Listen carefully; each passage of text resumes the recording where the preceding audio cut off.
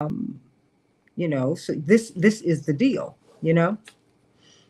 So I said, this is it. So I have to police that just, Got it. you know, so because if he can't be understood, then. And you don't want to make him feel out of his element or, Mm-hmm. uncomfortable if Yeah. he's not feeling that No, today. he feels great.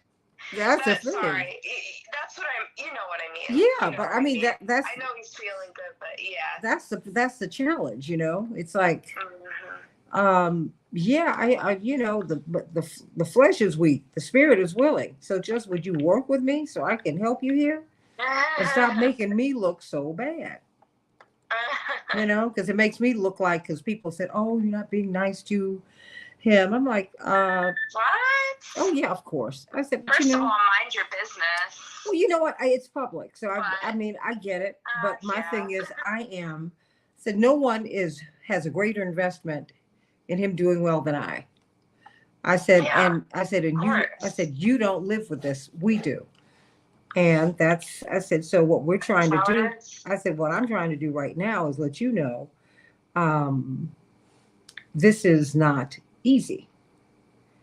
Yeah. So it is what it is. Okay. Are you okay? Oh yeah, honey. Sniffling. Oh yeah, but honey, look, you know me. You know. I just want to make sure. Thank you. You know your auntie Santita is going to keep on going. There we go. You already know what I'm going to say. Did you do your self-care this weekend? Yeah, mentally I did. That's great. Mentally, I did. Great. I was able to spend time. Hey, Daryl. Wait a minute. Hey, Eric. Hey, Jewel. Hey, Robert. Say hello to everybody. Jewel, board operator.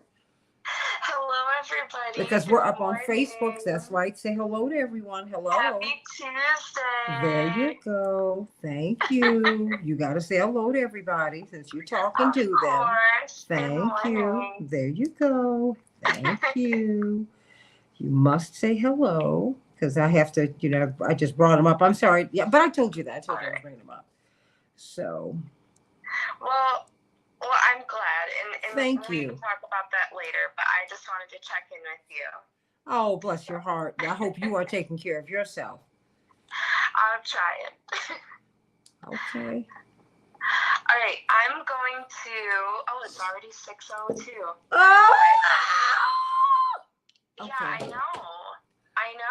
It's going too quick this morning. Oh my All right. gosh. I'm going to call you and then I'll bring up the pastor. Oh, okay? Are you going to be in tonight? No, I won't be. Oh, when am I going to meet you in person? You're going to be there? At the studio? Yeah. Yeah, I hate going out so late, but it's important that I be at the studio. Dang it. No, it's not going to be me. It's going to be Andy, and I know Bedalia's doing some of it. Okay. But I think it's mainly Andy. That's what I was told. Okay. Last week. So, I'm so sorry. Now I wish I was part of it. I do too. I thought I was going to see my Jewel tonight. I'm sorry. We'll have to meet though. We'll have to get lunch or something. Well, I will take you to lunch and just let me know when and where, and we will. I will do that. Pastor Brooks is on board too. But we can always have him. We can always have him meet us.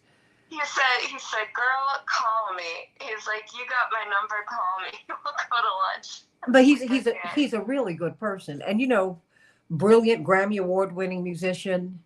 I want to talk to him about that. I researched him and looked him up, and I was like, just amazed with everything he's done. Oh, absolutely. He is absolutely wonderful. No, we're doing it again. I gotta hang up and call you. Okay, thank you. Oh, bye. Okay, bye. Hello, everyone. I am going to go vote with my father today. Hey. I just kind of waited because I wanted to be with him. You don't take these moments with your parents for granted. My mother is about to turn 79 in about 2 weeks. Yeah. She tells her age. So just so that you all know, I'm not speaking out of school. Hello, board operator. Okay. Whew. Boy, I had a time last night, you guys. I washed my hair last night about 11 o'clock. Yes, I know it's late, but I had to do it. It was like driving me crazy. In order for it to stand, I got to put a lot of hairspray up in here. And I start right here. I start right up under here. Let's see. Oh. Because, the older you get, the more your hair gets back to where it was. And, it flattens out. You lose your curl pattern and all of that. And that's happening to me. Well, anyway, enough of that. Chicago's vote day. That's right, girl. Laura, make your vote count. Make your vote count. I'm going to go out with Reverend Jackson, with Dad, and vote today. We're going to see who will make the runoff. We do believe there will be a runoff because we do not believe out of the 9 candidates that someone will get 50% of the vote plus 1 vote. That's how you avoid a runoff. So what do you think, everybody? What do you think? And what do you make of, there's so much that's going on. You've got a lot of, record voting here in Chicago. Record voting. All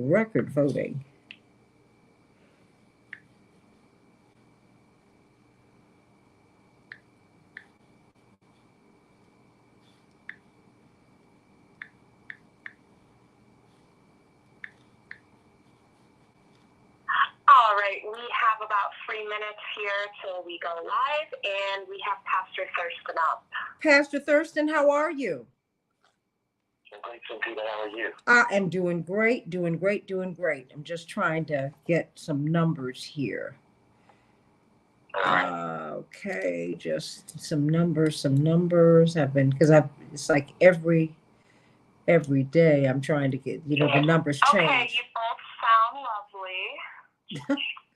Thank you. Bless your heart. We're good to go on that. And we have about 2 minutes. Okay, wonderful. So, okay. All right.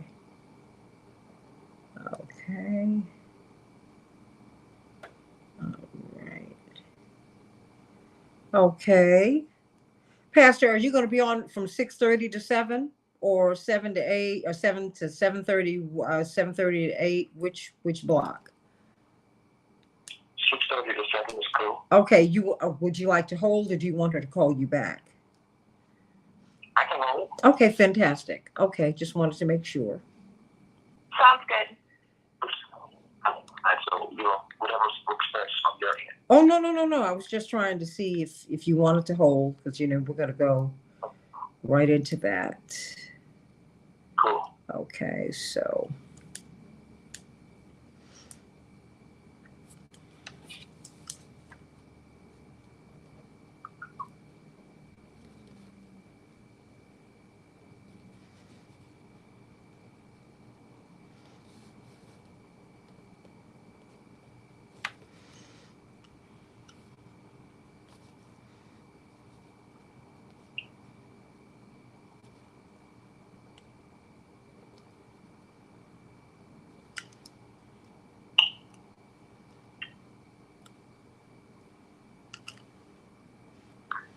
Okay.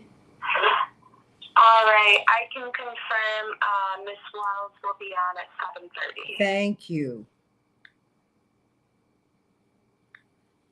you. That's it. That makes it easier. We have about 25 seconds. Because we just want to go right into it.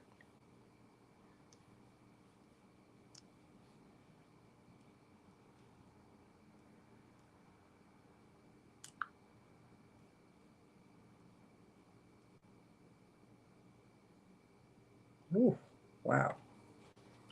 209,000 people have voted. Here we go. Okay, thank you.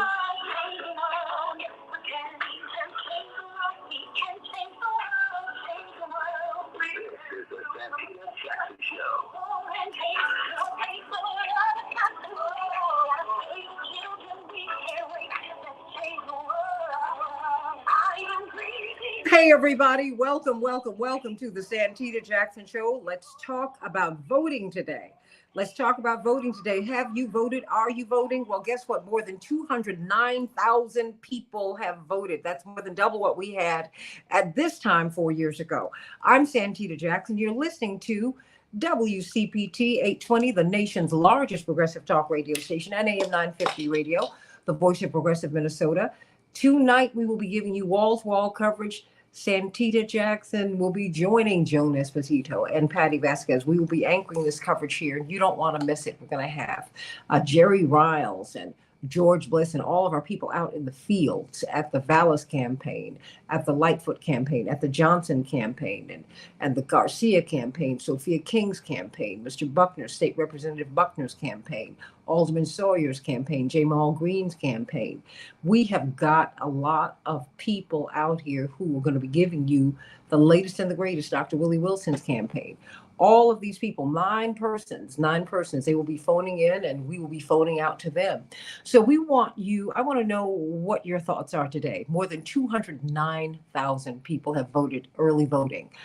Mail-in voting is a factor, but police council races are a factor. 15 open city council seats. There's just a lot going on and people are making themselves known, making their presence felt. But in West Side neighborhoods and some South Side neighborhoods, the voting is down. So what will that mean? What will that portend for the results tonight? Many are saying that we will not have a definitive result tonight. We'll have some indication of who will be in the runoff. Well, we'll certainly know at least one person will be in the runoff, but we don't know who the second person will be. Will it be Mayor Lightfoot? According to the polls, she might pull it out. Brandon Johnson is surging. Congressman Chuy Garcia, he's a factor. Dr. Willie Wilson, I don't know. Will the church turn out for him? Sophia King, will there be any surprises? Jamal Green, on and on and on. Today, we're going to have Reverend Jesse Jackson weighing in. We're going to have Tiffany Walden from the Tribe, a wonderful media outfit that is giving us, media organization that's giving us tremendous Chicago coverage. We're going to have Kitty Kurth, Kevin Lampe, Reverend Dr. Marshall Hatch from New Mount Pilgrim, from the Mafa Redemption Project over on the west side. And of course, Pastor Stephen Thurston here on the south side, New Covenant and Salem Baptist Church. We have got a lot of people who are going to be talking to us about what is happening in this city. And indeed, it's a national campaign. They were talking about it on all of the major networks this morning. So let's get to it. I want to hear what you're going to do. Call me at 763-763-9278, 763-763-9278. I'm going to go, I told you, and vote with my dad today. So I'm going to be running off the air, everybody, because I got to meet him down at the super site downtown. We're going to meet just after about 8:30 or so we can go on and vote. All right, everybody. Let's get to it. In Chicago, it is going to be a cloudy day. 42 degrees, though. Won't be that cold. In Minneapolis, St. Paul, 37 degrees, mostly cloudy. We are about to begin the soccer season. The Chicago Fire will be on fire. Certainly, we hope so. Saturday, March 4th, they will kick things off when they face off against New York City. And, in the NBA, the Timberwolves will be facing off against the Clippers, and the Bulls will be playing the Raptors. In the NHL, the Ducks 4, Chicago 2. The Islanders will be playing the Wild, everybody. So let's get to a few more of these headlines throughout the world. We have got wild, crazy weather wherever you go. Please, everybody, be careful. Be careful as you're traveling. Please call and check and see if your plane is going to leave. The Supreme Court will take up two challenges today concerning President Biden's student loan forgiveness program. Many people, millions upon millions, could have up to $20,000 of student loans forgiven. Decision is expected by late June or early July. We will see what's going to happen. This will impact millions of people. $430 billion of federal student loan debt is on the line, everybody. In a surprise visit to Kiev on Monday, U.S. Treasury Secretary Janet Yellen met with the Ukrainian President Zelensky to reaffirm U.S. economic support and to announce the recent transfer of $1.25 billion in assistance. Nearly 50 million people across the Northeast are under winter weather alerts today as a storm that brought tornadoes and damaging floods and winds to the central United States, where we are, sweeps into the Northeast. And those are just some of the headlines on the Santita Jackson Show today. Let us get to the good news with Pastor Stephen Thurston. He just retired as a teaching pastor at Salem Baptist Church, the House of Hope, but he is over at New Covenant. We're so grateful that he's at that iconic church with his family, with my family. I count them among my family. This is one of my home churches. So glad you're with us today. We need some good news, but first, you have changed the time. I just want to remind people for your Facebook Live event that you hold weekly. When can we see you on Facebook Live, Pastor? On Fridays, 3 p.m. Central Standard Time. Fridays, 3 p.m. Central Standard Time. And you can just search my name if you don't already follow me. Stephen with the PH, Stephen Thurston. This Friday, I'm going to be talking to leaders, helping people in leadership positions, because sometimes leaders have vision, but their people, their followers have cataracts. So how can leaders best navigate that? That's what we're talking about this week. Yeah, sometimes they got cataracts too, but we're going to leave that alone. Oh, Pastor, what's on your mind today? You be quiet and just give us some good news. Woo-wee. I want to help these individuals that are listening today, that are working themselves to death. I want to remind you that you don't have to do it. Listen, I've spent the majority of my life around individuals who are high achievers, 60 or 80 work-hour weeks. I mean, people like Santita's dad, who I was with, he's workaholics. And that was part of the course. And seeing him try so hard, he often gave me the perspective of how it should be if I wanted to achieve my goals. The message that was constantly communicated to me was that if I wanted to be successful, I just had to work hard. And like so many others, I view pulling long hours, being exhausted, feeling drained and stressed out as normal. But the reality is that none of this just should be considered normal. And what I framed as a point of pride was actually kind of pitiful, especially when my doctors pointed it out to me. It was after witnessing a friend literally crash and burn from some similar behavior that I began the journey of embracing and practicing self-care.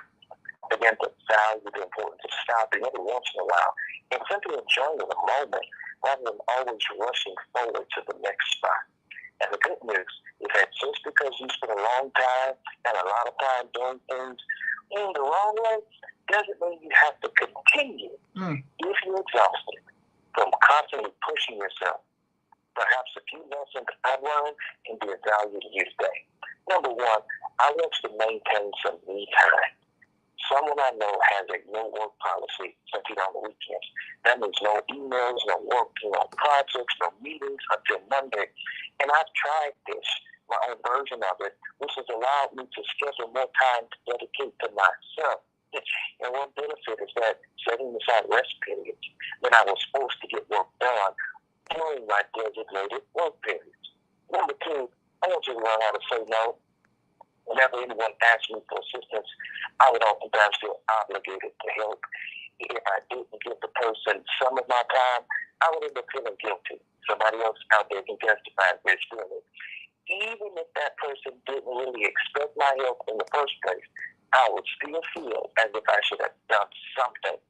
But I gradually realized that it's okay to say no. I can't agree to every single request or help everybody who asks for it.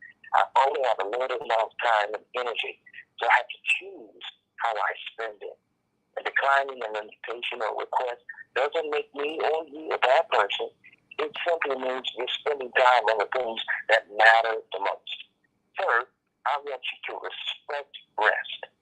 For the longest time, I was hesitant about taking holidays and vacations because it meant I'm not working. And I feared what I would lose by not constantly working. If I wasn't working, something may fall through the cracks. I won't be making progress. And I felt the need to simply keep going, delay my gratification. However, when I stepped back and stepped away from my regular routine, it gave me the opportunity to try new things and explore new things, which enabled me to see and envision new ideas that I could integrate back into my work and into my life when I came back to those spaces of work. It also helped me to delegate and empower those around me. Because if you're in leadership and things are going to fall apart if you walk away, that means you're not a great leader. That's empowering other people to carry the load and become their best. Quiet the voice inside of you that's telling you to do more and be more. And trust that in this moment, who you are, where you are, and what you're doing is simply enough. You're going to get to where you need to be in your own time. And until then, here's what I need you to do. For it to be a good day, and for you to continue to get some good news in your life, you got to breathe. Breathe and be patient with yourself and your process. You are doing the best that you can to cope and to survive amid all of your struggles and all of the things that are on your plate. And that's all you can ask of yourself. It's enough. And guess what? You're enough just as you are.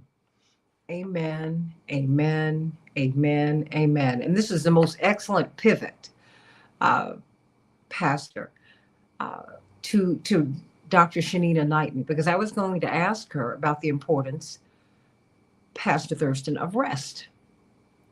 You know, she and Dr. Deborah Verholden would always get on me about my poor sleep habits, my poor sleep hygiene, as they put it. Well, you know, that's true. And I would find that for many years, I would get sick at the end of the year. You know, I've had pneumonia multiple times because bacterial pneumonia, you take an antibiotic, you knock it out your system. But if you have viral pneumonia, as I do, it's opportunistic. When you get tired, when you get run down, if you don't catch it quickly, pneumonia is going to be sitting with you. And so I want to ask you, as we talk about it, preventing infection, as we hear more and more about diseases and a new virus and a new this and a new that, you've also been very purposeful about telling us the things that we have the power that we can do without even leaving our seat, if you will. You're like, well, you can wash your hands. You don't have to leave home to do that. You can wash your hands properly. But I don't think that we really, really understand how important rest is, how important sleep is, Dr. Knighton, or am I mistaken?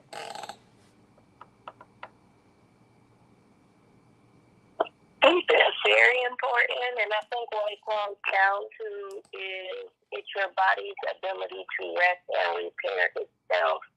So when you don't get sleep, your body's constantly moving, it's constantly going, it's not at a rest state.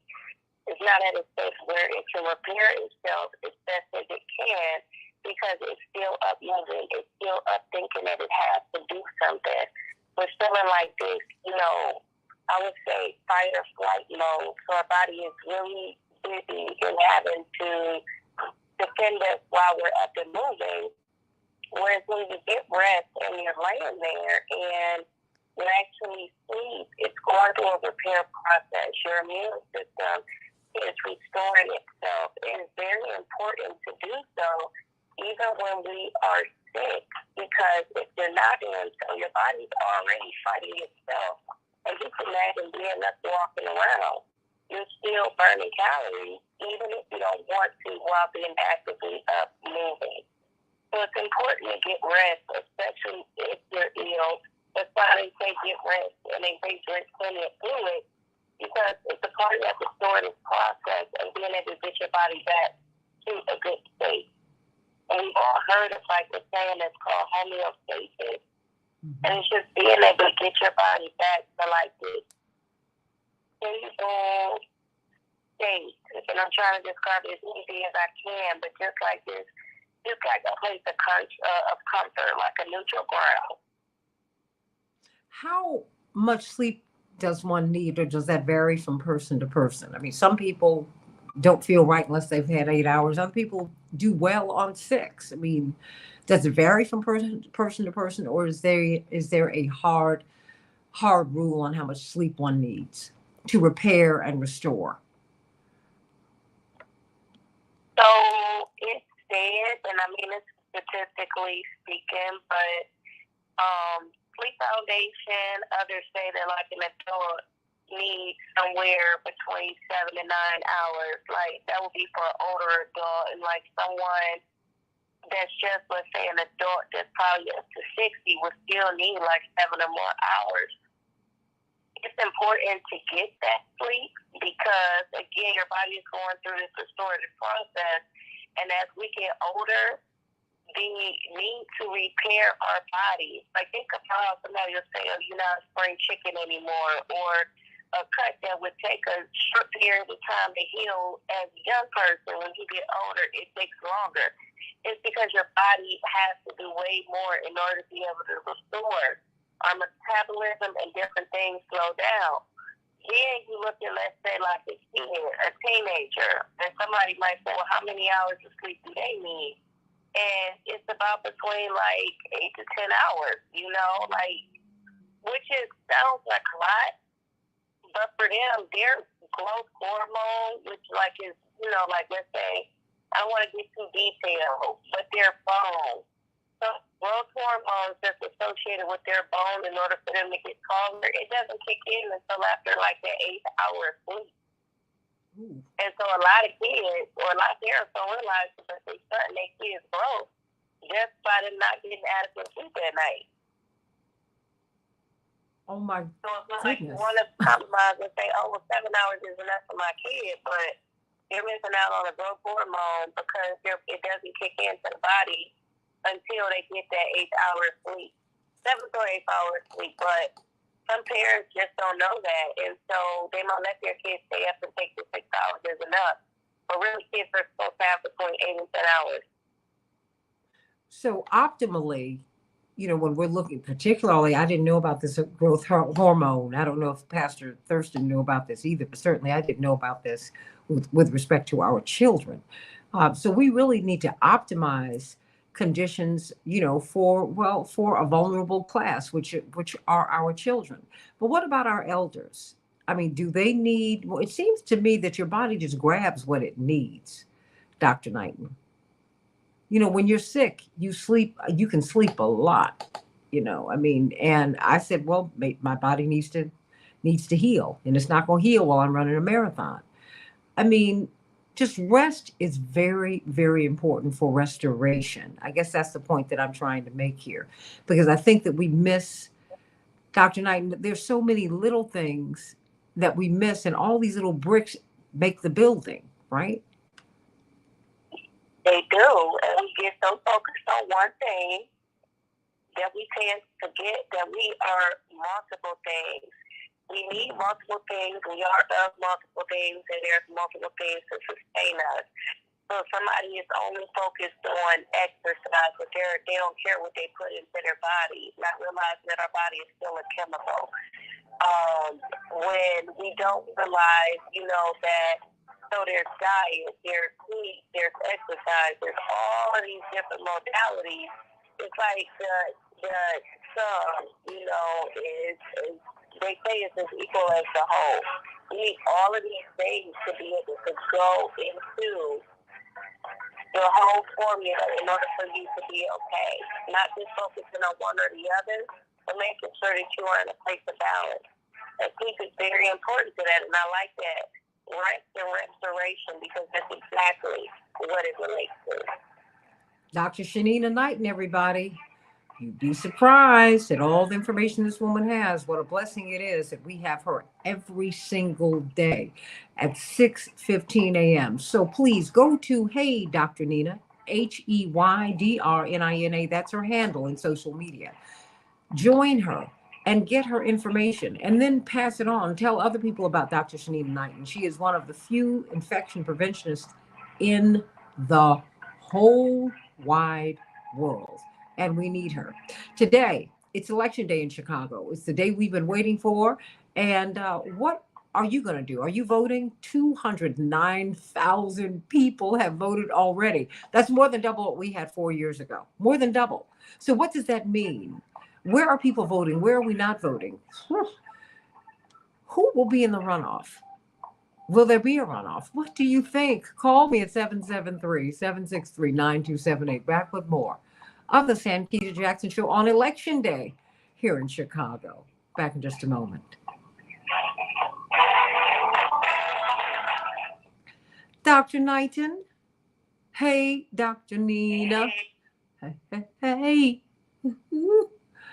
Well, we are, but thank you for that, because I promise you, I did not know about about these hormones and our children and why sleep is so important to them. And can you think about these children who live in these high stress environments where they're not getting enough sleep, where they don't really have a bed to call their own?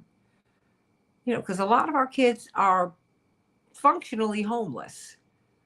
When people lost their homes, and in the early 2000s, do you know how destabilizing that is? And don't act like your children don't feel it. They feel that, Dr. Nina. You ain't got to tell me. Look, I was one of them kids. Okay. I moved around quite a bit. I had issues when it came to sleep at night. Honestly, that's why I don't get sleep now. Well, I get better sleep now. But before, I used to be on like a pathway of like literally, I could function off the 3 or 4 hours, and that survival mechanism, believe it or not, saved me during college. It helped me during my time in nursing. It helped me when I had to work 2 jobs. And so I was accustomed to it because of having to see and experience certain things as a kid. And I always say that, it is important because a lot of parents don't realize it, that they're doing their kids a disservice by them not getting enough sleep. And so when you look at height, right, and let's say, some people might let their kids stay up and play video games. But it's like you just want your baby's height for the rest of his life because he's not getting, or her height, because they're not getting the adequate sleep that they need in order to be able to release that growth hormone. And then not only just that, but not getting sleep affects other hormones later on in life. Unbelievable. But I think we need to talk about that much more. Because I think we really we don't know how important sleep is. We don't know how important all of these elements are to our health. Washing our hands. There's so many little things. We keep looking at these big things, taking these medicines, getting shots and on and on and on. And I think it's all great.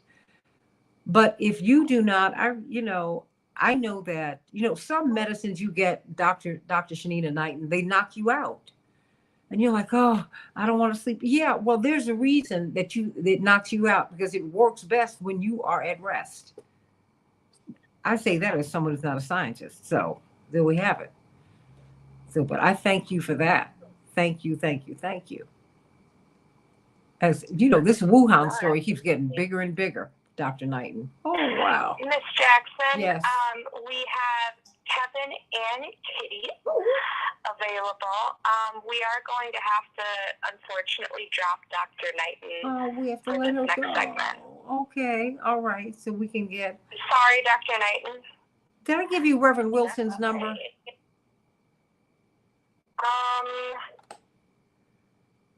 No, you did not. I will do that. Are they going to be on today? Yes, she will be. I'm sorry. Okay. For this segment? If we can, but if not, just let me send you the number. Okay. Yeah, just text me the number and let me know when they'll be on. If she can be on now, that would be great, because we're having people at push today. When people need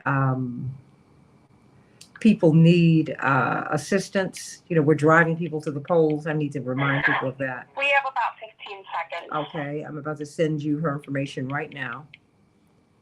Okay, thank you. No, thank you very much. Stand by. Okay.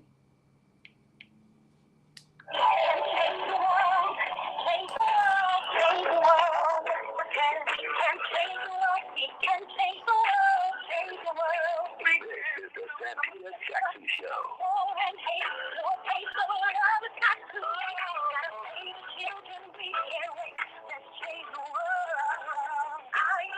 Hey everybody, welcome to the Santita Jackson Show. It is voting day in Chicago. There are 15 open aldermanic seats and alderwomanic seats. There are police council seats.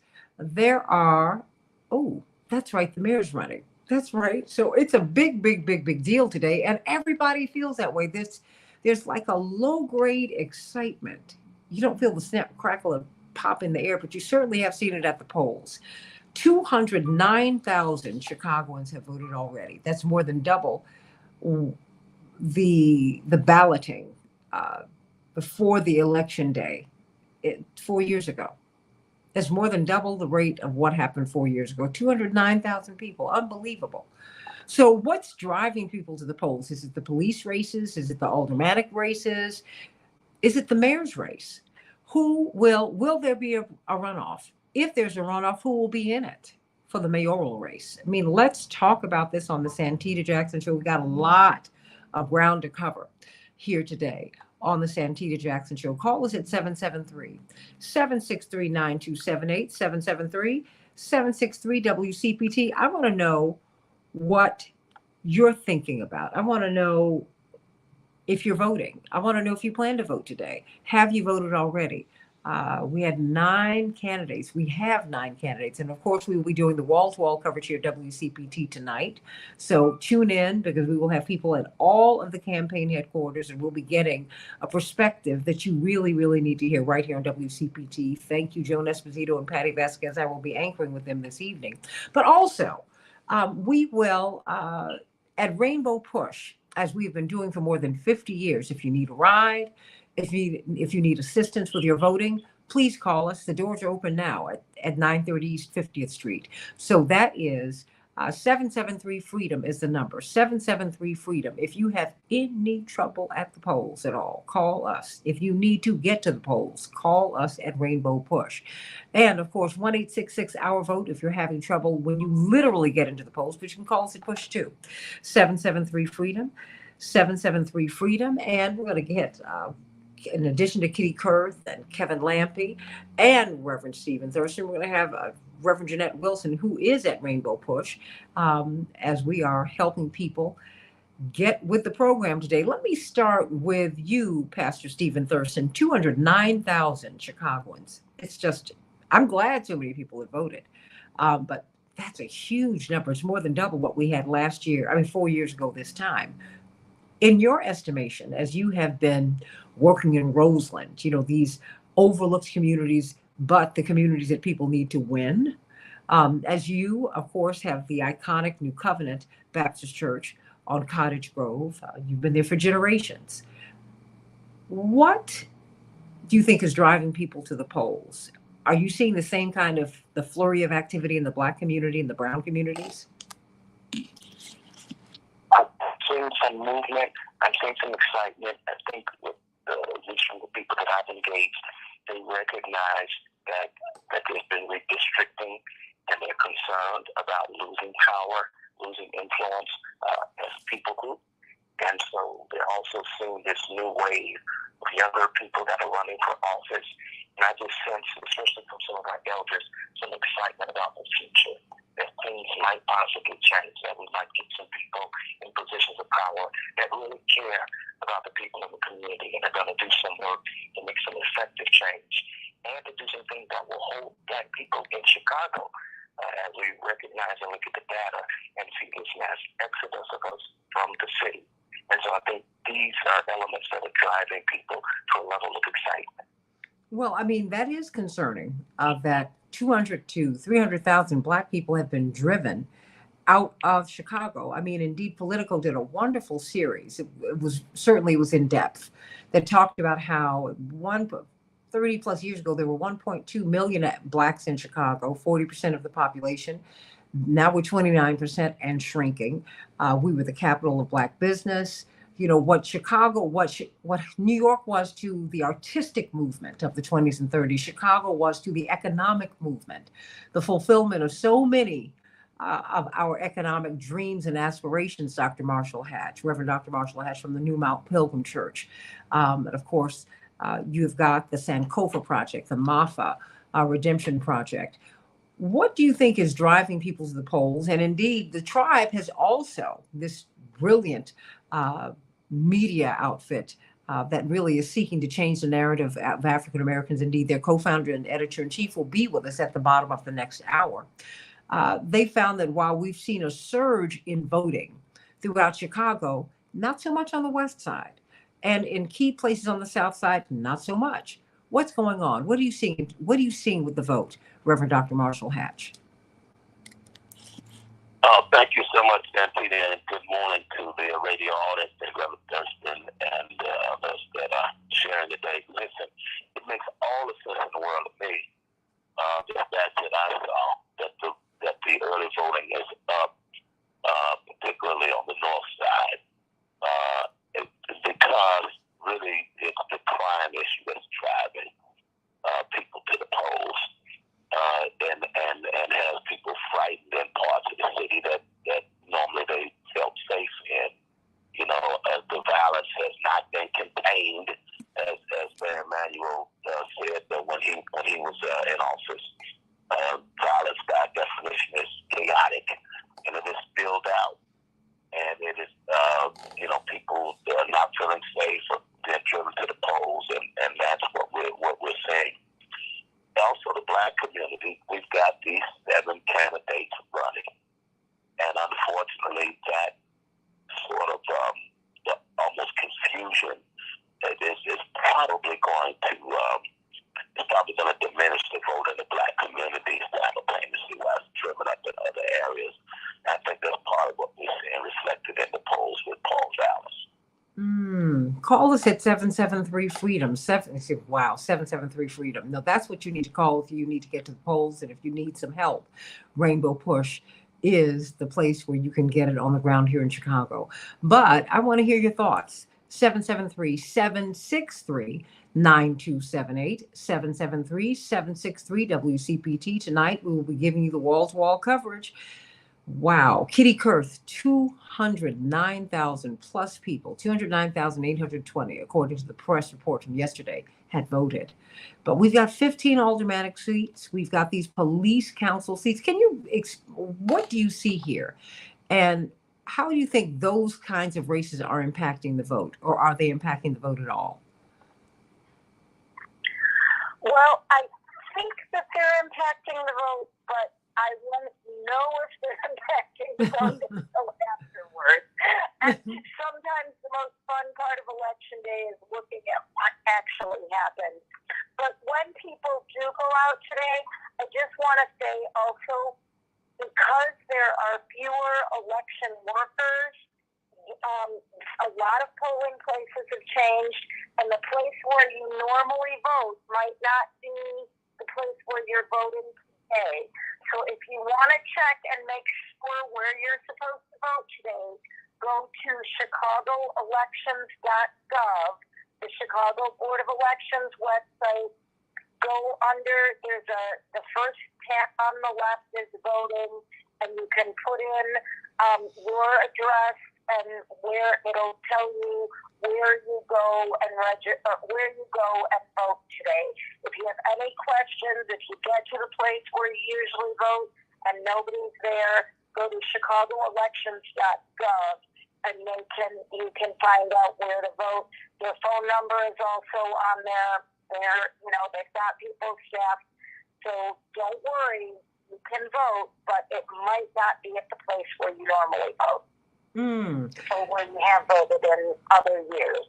Oh, absolutely. And then, of course, we had so many precincts. We saw this during the primary season, during the midterms, so many that were closed. It impacted more than 100,000 Chicagoans, Kitty.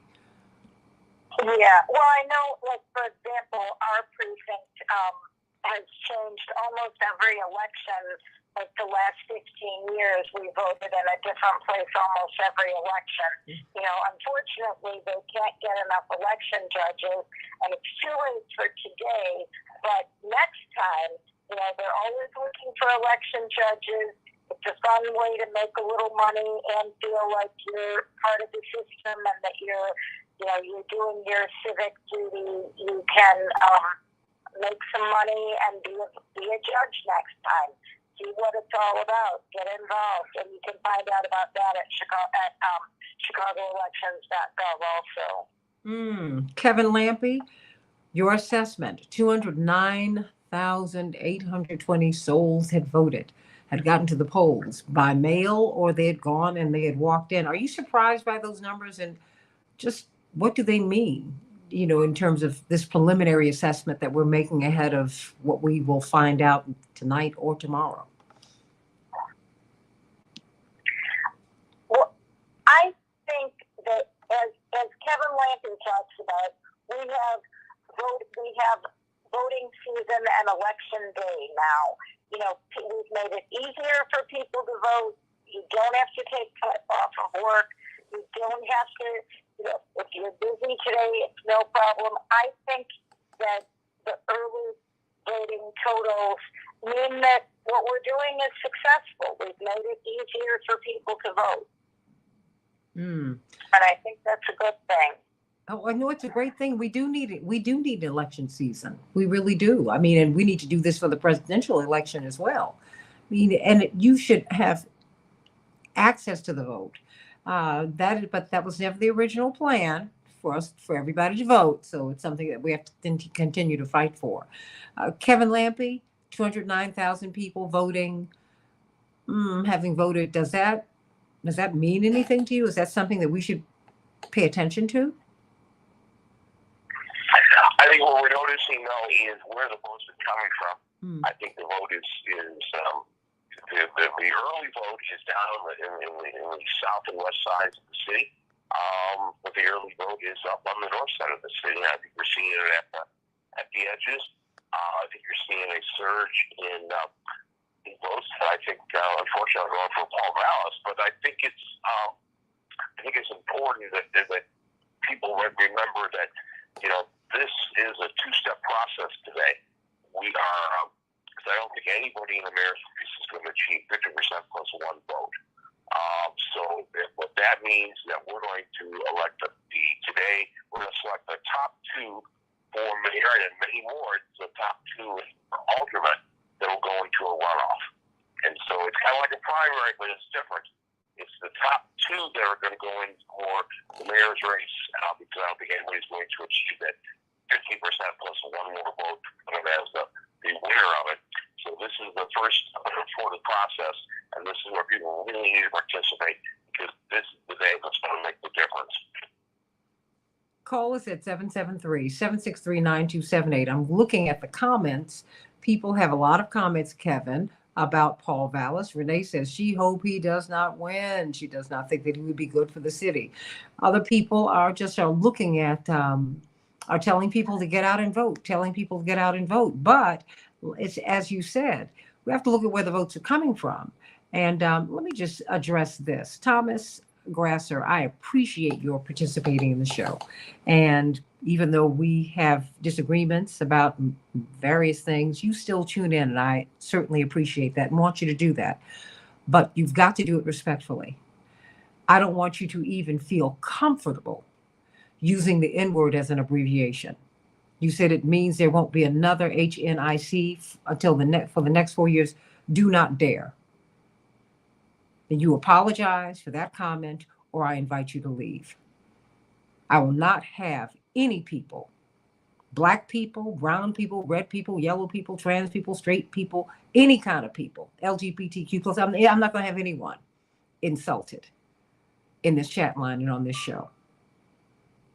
And that's the end of that.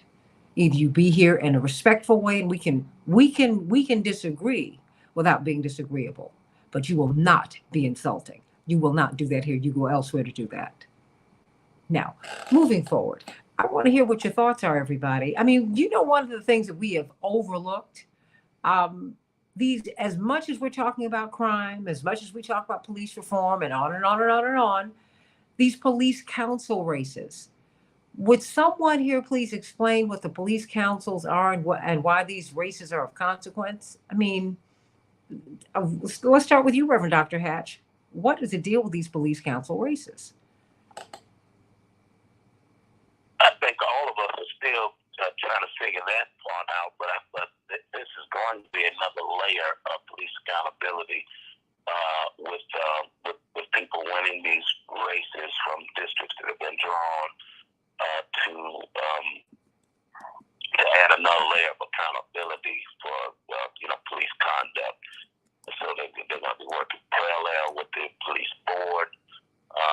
They're going to also, represent their communities, and so we see a lot of activity. And, for example, 5 of the 50 wards have 52% of police personnel.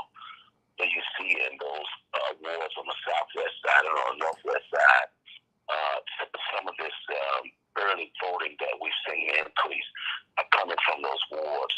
People who understand that this is another layer of the police accountability process, and so they're going to they're going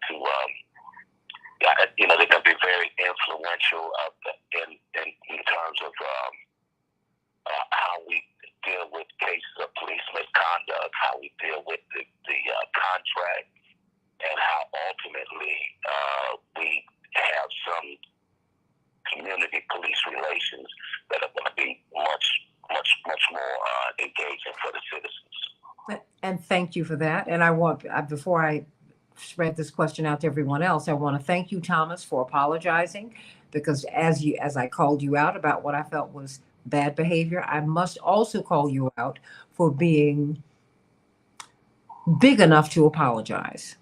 So I'm glad that you're going to stay. Thank you so much for that. Let's give Thomas some applause and some love. Let's keep it moving, because I don't do that to embarrass anyone. But I'm not going to have, and that having been said, I'm not going to have anyone made to feel small. I'm not going to have anyone diminished here. Absolutely not. We're not going to do that here. But, Pastor Thurston, with all of the discussions that we've had about the police, no one has talked about running for these police councils. I mean, we don't even know what they are. I had to dig and ask people, okay, you're running for a police council. Why? What is it? And, because we're looking at the mayor's race. We look at these, the state races, the county races. We look at all these races. We look at certainly we look at national races, who's going to go to Congress, either house, who's going to be the president. But these councils and these, the aldermanic races, they really govern how we live. And with all of the discussions, Pastor Thurston, that we've had about police reform, with the attacks that Brandon Johnson has talked when he talks about treatment, not trauma, I don't think we're paying enough attention to those races, Pastor Thurston. I mean, and we're certainly not recruiting people to run for these police councils. Exactly. And that's crucial. We have to be educated on it so that we can position people and create a pipeline of people who have a passion, care, and concern. I sat last week at City Hall in a subject matter hearing as it relates to Proud Boys and things of that nature. And it was amazing how the police and the people that the mayor has put in power position exploited loopholes to allow people who have publicly said, I'm a member of the Proud Boys, to remain on the Chicago Police Department. You can literally say, I'm a part of the KKK, I'm a part of the Proud Boys, I'm a part of, I forget the other name of the other group, and they can still remain active police officers. So it is important that we understand these opportunities, these roles, these positions, the power that comes with them, and actively engage them to bring about some change as it relates to police violence on our citizens in our community. I'm wondering who's running for these police council seats. Kevin, and when you have a candidate like Paul Vallis, who is, when he goes to the north side, his language changes. And of course, our vernacular changes according to the audience that we're speaking to. I get that. But he is running a campaign that is geared toward, I would say, white fears and white anxiety. There's no question about it. And white anger. And I'm just wondering what will be the impact should he win? Because I don't think it's going to be a cakewalk to getting to having a mayor in 2023. There's too much at stake, and everybody knows it. Kevin Lampe, what's the deal? Because we're not talking about these. Even corporate media, they're not talking about these police council races, and they are of tremendous consequence, Kevin, and particularly since everybody's running on law and order. Oh, absolutely, Santita, and it is important that people participate in these. The Chicago Reader has a wonderful breakdown of everybody that's running with their backgrounds, and who's supporting them, and what their vision of what they see in these police district councils. These are incredibly important.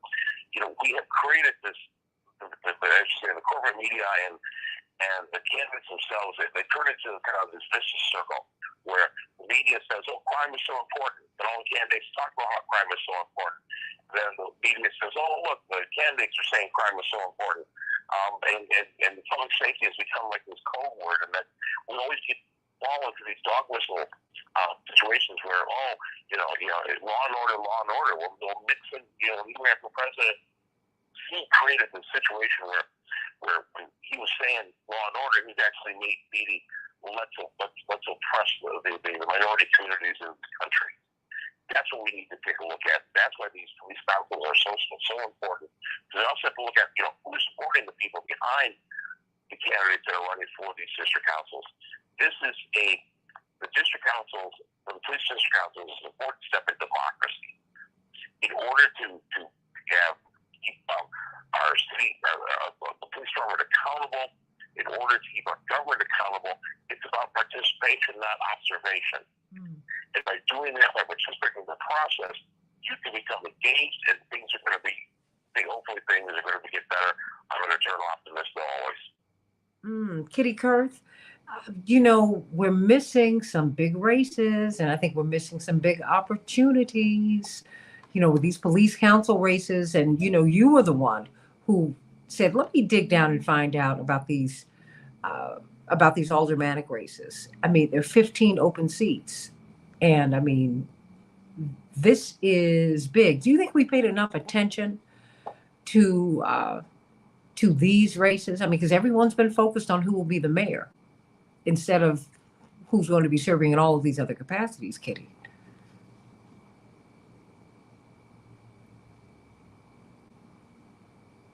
Well, I tell you what, Wavelin King says anyone is better than Lori Lightfoot.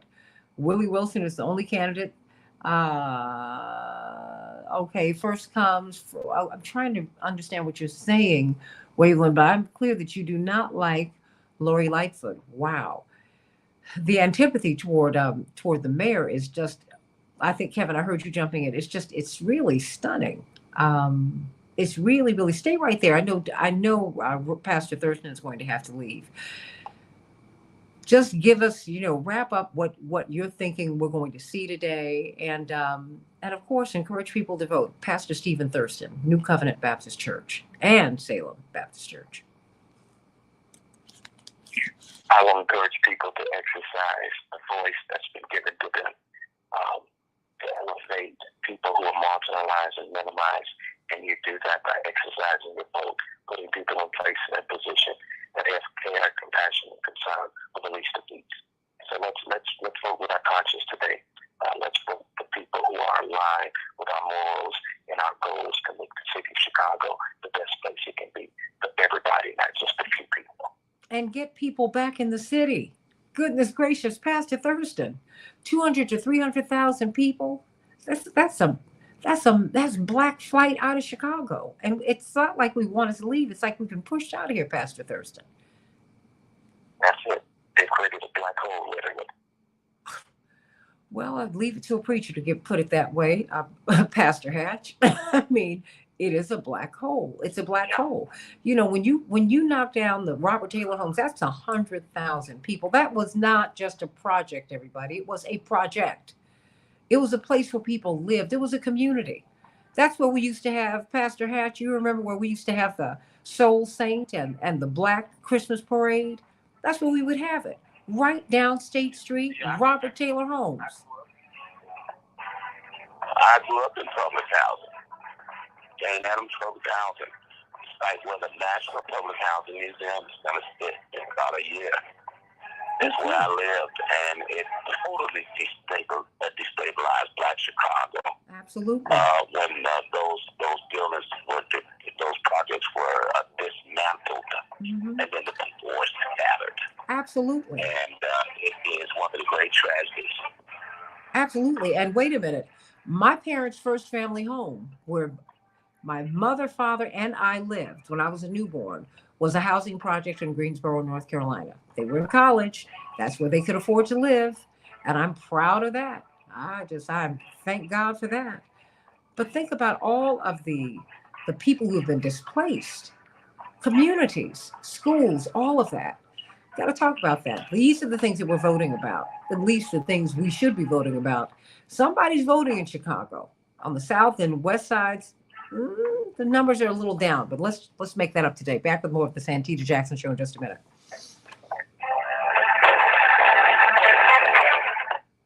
Woof. Pastor Thurston, thank you so much for being with us today.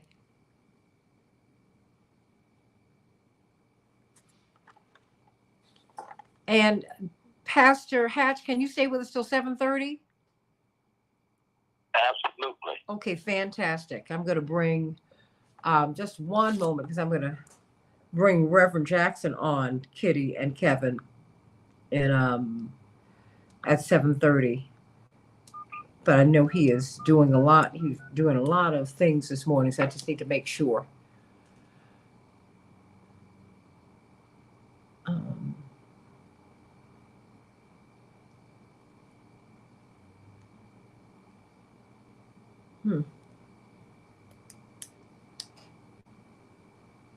Okay, Jewel, I'm gonna drop for a hot second so that I can call Reverend Jackson, hear how he's doing today.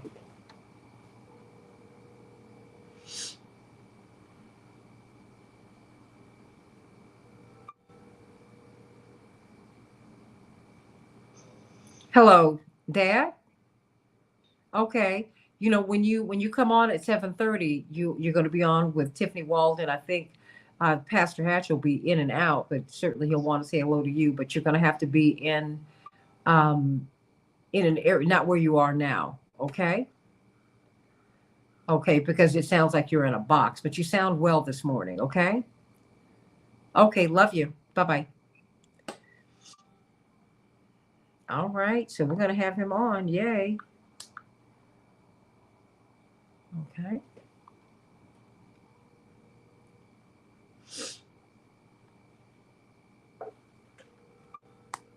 Okay.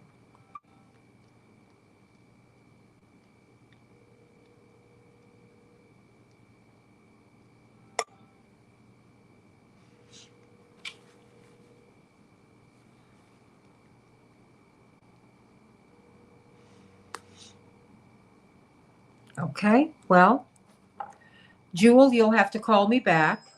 Okay. Hey, Jewel, I had to call to make sure that we could get Reverend Jackson. Okay, for 7:30. I want to hear how he sounded. And he sounds well. Okay? No, no, no, no, no, no, no, no, no worries.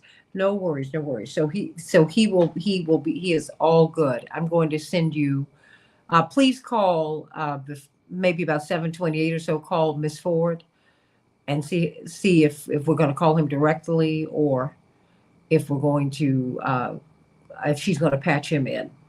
Okay. So I'll just wait for you to call me back now. And of course, I have the Hochberg read. Okay. Thank you. Okay. Bye bye. Okay. Thank you. And you all give Thomas some love. You know, when we make mistakes, we really seek to correct them. But you know, when people own up to their mistakes, we need to applaud that. Okay. So everybody, let's do that. Okay. All right. Let's be nice. My pastor, Reverend Clay Evans, used to say it's nice to be nice. Let's just do that. How about that? Okay. All righty. All right. All your guests are on. We have Reverend Wilson, Reverend Hatch, Miss Kitty, and Mr. Kevin. Now, you know, Kitty, you know, whenever I've heard your name, I always think of Gunsmoke. I was just saying it's nice. Okay, Jeanette. Yes, ma'am. Okay, hey, just pump up the fact that people can go to push as we've had people doing for years and years. Okay. Okay, fantastic. All right. So let's get to it. You know, you're on with Kitty and Kevin as well. Okay.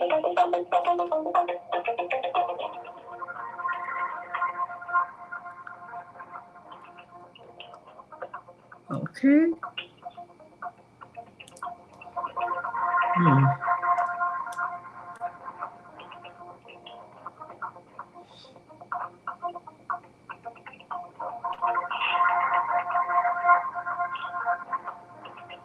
Hmm. Okay, everybody, how are you? We're going to have Reverend Jackson. Yes, we are, Daryl. He's going to be on with us, and I'm very excited that he's going to be with us. And I'm going to run out of here quickly so I can go meet him downtown and we can go vote. My. Oh, yeah. Father, daughter, voting. Well, you know, my daddy has rolled with me. Hello. Bless his heart. That's a good thing. Oh, look. Best of times, worst of times. My father has been there. We were talking about Dad, not to my brothers, my sister and I. And we were like, you know, when you are in trouble, he is the best. You're gonna get that 5 a.m. call. Oh yeah, you're gonna get that 5 a.m. call faithfully. Just until you get on your feet, he's right there with you. He's our black superhero. If you're ever in trouble, you want to call on him. Well, yeah, absolutely. But you know, I say that, you know, as a father, when I have been at the lowest times, at the lowest points in my life, he has absolutely been there. I mean, as busy as he is, when I had life-saving surgery in 2004, I knew he was going to be there. Oh, absolutely. I knew it. It was not even, I didn't know about anybody else, but I knew my father was, and he met me in California. I knew he was going to be there. I just knew it. And had the whole world, literally the whole world praying for you. Oh boy, bless his heart. Yes, he did. Yeah. Yes, he did. Yes, he did. Oh yeah. Okay, as they brought in 2 chaplains before I went into surgery. I said, well, I guess they didn't just dump the whole city. No, I said, girl, I get it. I said, you don't want Jesse Jackson's daughter to die on you. 10 seconds. Stand by. Okay. Well, my parents were looking like, Lord have mercy. Would you hurry up and get this done, please? Are you sure you want to do it? That was my mother's last thing. You know you don't have to do this, right? Oh,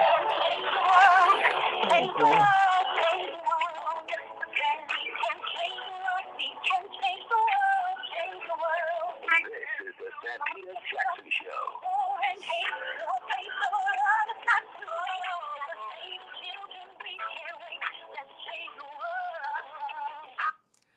Hey, everybody. Welcome to the Santita Jackson Show on WCPT 820, the nation's largest progressive talk radio station, and AM 950 radio, the voice of progressive Minnesota. It is election day in Chicago. Not only are we looking to elect the mayor, we are re-elect the mayor. We are also looking to fill police council seats. Have the FOP run their own candidates? Of course they have. You need to make sure that you vote for your candidate. That having been said, we've also got 15 open aldermanic seats, and we have record-setting voting. A little more than 100,000 people had voted 4 years ago this time. Just prior to the election, during the election season, more than 209,000 people have voted as of yesterday. Wow. Where are they voting? The Tribe and their co-founder and editor-in-chief, Tiffany Walden, who will be with us at the bottom of the hour with Reverend Jesse Jackson, their data shows, their investigative reporting shows that on the west sides and in select south side neighborhoods, voting is down. So what does that say? We're seeing a surge in voting. Is it in the white community? I mean, are people going to make that stand for Paul Vallis as they believe he's standing for them? He has another story when he comes to the black community, of course, which is, you know, and he has black allies. I mean, and everybody should be allowed to do what they want to do, but we need to look at people's records so that we can understand what they have done, because what's passed oftentimes is what's prologue. So everybody, please get out and vote today. Get out and vote. I'm going to be running off the air today because I'm going to go vote with my father, the Reverend Jesse Jackson, because we have got to get these votes in today. So let's get to some of these headlines so that we can get on with the show, everybody. Rainbow Push. as we've been doing for more than 50 years. You will be able to call 773-FREEDOM if you need a ride to the polls, if you're having trouble at the polls. 773-FREEDOM is where you need to be. And go on over there and volunteer, because we are just taking care of people today. It's kind of like voting central. That's what we do at Rainbow Push at 930 50th Street. In Chicago, we will have a high of 42 degrees. It will be cloudy today. Minneapolis, St. Paul, 37 degrees, mostly cloudy. In the NBA, the Timberwolves will be facing off against the Clippers, and the Bulls will be facing the Raptors. In the NHL, the Ducks were triumphant over Chicago 4-2, and the Islanders will be facing the Wild. We are about to kick off our soccer season, at least on the male side, on Saturday, everybody. Don't forget it. Chicago Fire, they need our support. The Chicago Fire, Saturday, March 4th versus New York City. Love it, love it, love it. 15 open city council seats here in Chicago. These police councils, the mayor seat. So much is on the line. Have you voted? Are you planning to vote? Please get out and vote, everybody. Get out and vote. Do not let the minority make a majority decision. The Supreme Court will take up 2 challenges today concerning President Joe Biden's student loan forgiveness program. Up to $20,000 in loans could be forgiven for millions of people. $430 billion are on the line. And a surprise visit to Kiev on Monday. U.S. Treasury Secretary Janet Yellen met with Ukrainian President Zelensky to reaffirm U.S. economic support for Ukraine. And nearly 50 million people across the Northeast are under winter weather alerts today as a storm that brought tornadoes and damaging winds to the central United States, right where we are, sweeps into Boston and New York City and the Northeast. Okay, Boston and New York are on track for their biggest snow events of an unusually warm winter. Just last week in New York City, it was almost 70 degrees. Now they're going to have significant snowfall. So those are just some of the headlines on the Santita Jackson Show. You know, as we talk about economic opportunity, because digging up underneath crime and all of these things in this mayoral election is a lack of access to the money, everybody, and to home ownership and the like. So we want you to reach out to Team Hochberg, because they have a new program, everybody, that could be very helpful to you. If you are a first-time home buyer, which means you have not owned a home over the past 3 years, you need to call Team Hochberg, your trusted local lender. First-time buyers made up just 26% of home buyers last year. That's down from 34% the year before. And it's the lowest rate of home ownership or just purchasing of homes in more than 40 years. So Fannie Mae and Freddie Mac want to turn these numbers around, and they can work with you and people like teams like Team Hochberg to make that happen. They're going to incentivize first-time home buyers with substantially lower rates. Now, this could change at any time, so you need to go on and take advantage of this right now. If you live in Chicago and earn less than $105,700, $105,700, and you've not owned a home within the past 3 years, call Team Hochberg to see if you qualify for these low interest rates, everybody. It can change at any time, so please call them today at 855-56-DAVID, 855-56-DAVID, and go onto their website, 56david.com, so you can see what they're all about, everybody. This special offer will expire at any time. It will expire. So right now, please get in there. Don't miss this opportunity to secure your low rates, to see if you, your kids, you want to build generational wealth, your grandkids, if they can qualify for these low rates. Call Team Hochberg at 855-56-DAVID or visit them at 56david.com. 209,000 people have voted in this mayoral election. 209,000 people. So what does all of this mean? What does all of this mean? And please, of course, wall-to-wall coverage here on WCPT tonight. Starting, well, just stay out on WCPT all day, because we're going to be giving you the latest and the greatest on this election, everybody. Joining Kitty Kurth and Kevin Lampe and Reverend Dr. Marshall Hatch, Reverend Jeanette Wilson from Rainbow Push. Before I get back to the rest of the panel, 209,000 people, 820 as of yesterday, had voted in this mayoral election. Are you surprised by that, Reverend Wilson? No, I'm not. I think that this election has really polarized the city of Chicago in ways that, or at least demonstrated our polarization in ways that we had not noticed in previous elections. Mr. Vallis's candidacy has increased the turnout in many of the white ethnic wards in ways that they had not been so focused in prior years, because we've not had this kind of divisiveness within the black community. You know, to have 7 candidates running for mayor, 7 black candidates running for mayor, they're basically running against each other, which allows the white candidate, Paul Vallis, to build his base of support and maybe get some black and brown votes to push himself into what we now know is perhaps going to be a runoff. So I'm not surprised. It is unfortunate, and I think part of it has been driven by the police-involved shootings, the police actions within different parts of the city, their responses in black and brown communities versus how they respond in majority communities. And then the fraternal order of police has been a most divisive force in this city. And for Vallis to receive support from them aligns him in ways that he perhaps did not imagine being aligned with the police and with the FOP, which has been contrary to justice in the city of Chicago. What do you make of this? I mean, Kitty Kurth, it just seems that it's not just dog whistle politics. It's like he's been on a megaphone. And I just wonder what this portends for our politics going forward. I mean, how will this impact the behavior of the police? How could this impact our politics in Chicago? Because, you know, we have been practicing progressive, you know, more or less, you know, coalition politics now for more than 40 years. Is that over, Kitty Kurth? I don't think so, and I don't think anyone should panic right now. But, you know, Election Day is the government asking, and society asking people their opinion. How do you want to be governed? Who do you want to represent you? How do you want your voice to be heard?